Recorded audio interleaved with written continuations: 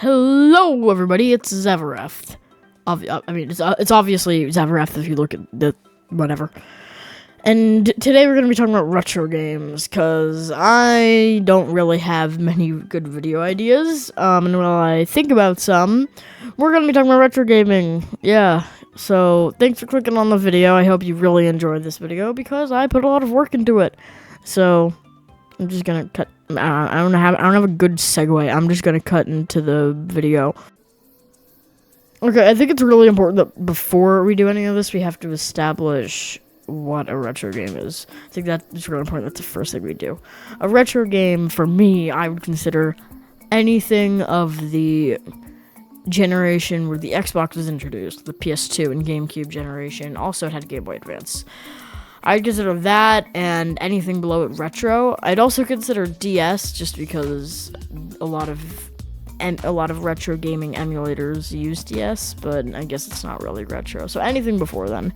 Another reason why I would consider anything of this generation or before retro is because, well, the next generation has games like Halo 3 and Reach, which you don't think of as retro games, simply because of that reason.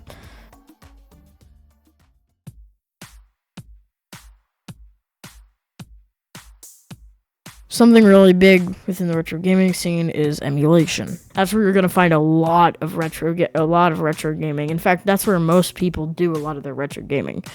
At least a lot of the people who don't actually own a Nintendo 64. I feel like so many people, they buy Ambernicks or they buy Pow Kitties. I have one. I used to have an Ambernick and I have Pow Kitty. Not trying to say there's anything wrong with those. They're super cool devices, but I feel like that's how most people play retro games. Either through that or through official methods like Nintendo Switch Online, which is still considered emulation because it's not running the game from the ground up. Emulation is just the way that people play retro games now. It's somewhat legal, but it's really, at the end of the day, I would prefer to play on original hardware if I can. That's why when I want to play Banjo-Kazooie, I either play it on my Xbox or I play it on my 64. I don't play Banjo-Kazooie on the Switch. I don't play it on a console it wasn't made for. I don't play it on a little handheld device. I have the 64 version.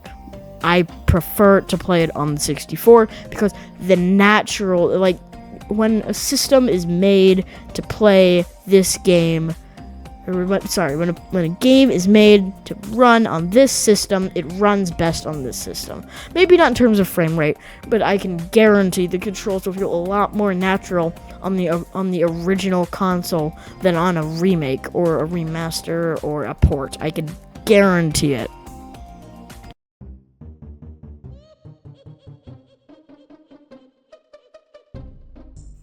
It's inevitable that I was going to talk about this in this video, but collecting, that's a huge part of retro gaming. I was just talking about emulation in the last segment.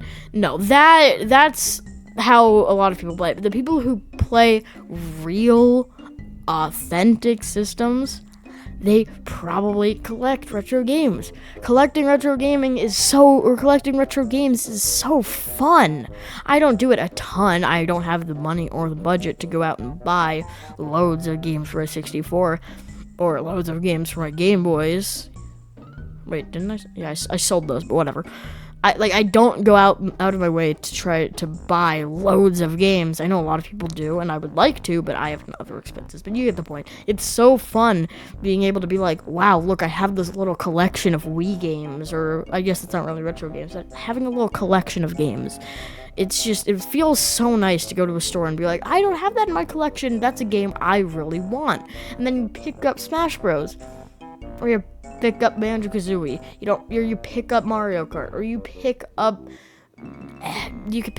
Tomb Raider. You get the point. It's so fun to collect games. It's also fun to be like, look, this is my collection. I have loads of games. What game do I want to play today?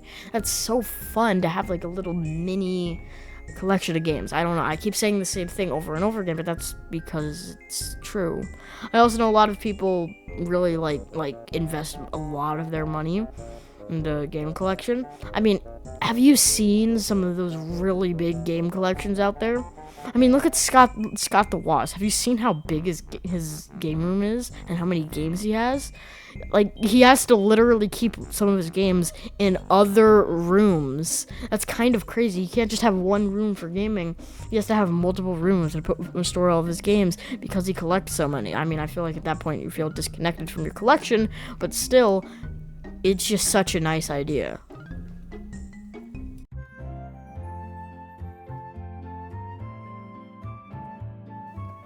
Something that a lot of retro games did is that they would make the games really difficult.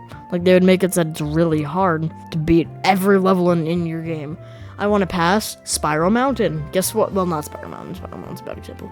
I want to pass World 5-5. It's not like, boom, it takes me a couple minutes. It's hard to beat every single level in a video game unless you have mastered the game or the level, because it's so important that game studios back then made their games as hard as possible. Well, not as hard as possible, but really hard, so that they can stretch out the game's lifespan, or the amount of time you spent playing the game. Because if a game, like nowadays, games aren't crazy hard, at least compared to retro games. That's because we have games that, even when they're not that difficult, can be 8 hours long, 10 hours long. You're even all the way up to like 60 and above. And Terraria is like 200 hours. Yeah, but back then it costs a lot of money to make games, a lot more than it does now, meaning that studios video game studios could only work on like 10 levels, for example. Not actually 10 levels, but like X amount of levels to put in their game, so they had to make them as difficult and long as possible. I don't know, that's just something that I feel is just a nice little touch. I don't know, I like that fact a lot, even though it's kind of simple and bland and boring.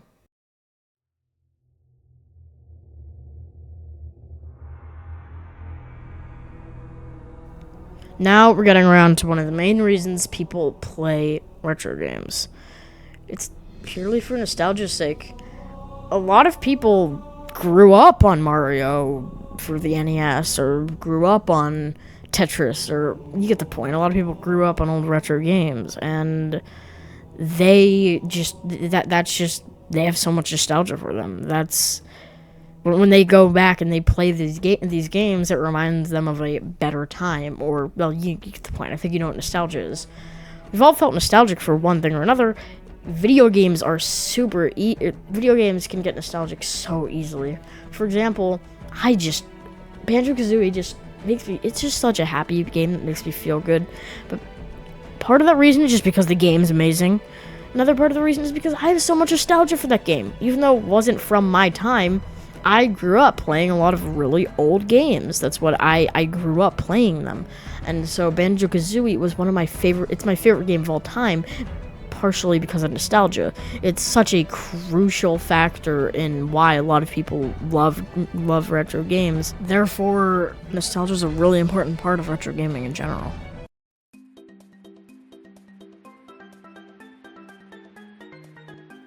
Now we're coming around to what I think is the main reason people play a lot of retro games. Simplicity. You don't have to memorize every single one of the 9 million buttons on your controller or keyboard do, because you don't have a million moves. You can only do so much in this game, making every little thing that you unlock so much more interesting. If, for example, in a new game, like if I was to go ahead and boot up a Souls game, then there's so many little things for me to do, meaning that every time I do something, or every time I unlock or do something tiny and small, I don't really care.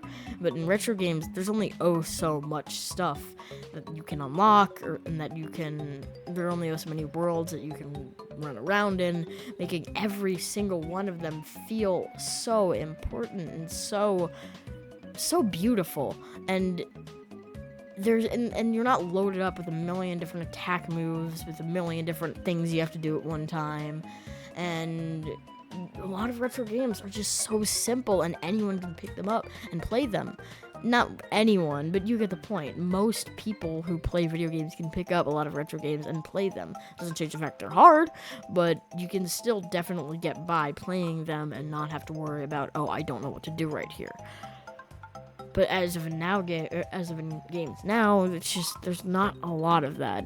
Games now feel so complex, and there's too much stuff to where there's nothing that feels special, because every single thing is just it's just another thing thrown on the pile. You don't have any. It's not like every little thing in this game has so much love and care poured into it, because there's too much.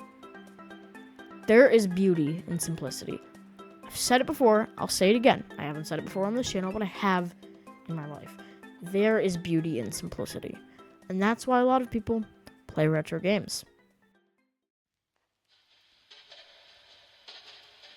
But nonetheless, we are still at the outro, so here's the part where I say thank you for watching to the end. If you watch to the end, you clearly care about my opinion. That means a lot to me. So please just drop a like to show the YouTube algorithm that you enjoyed it.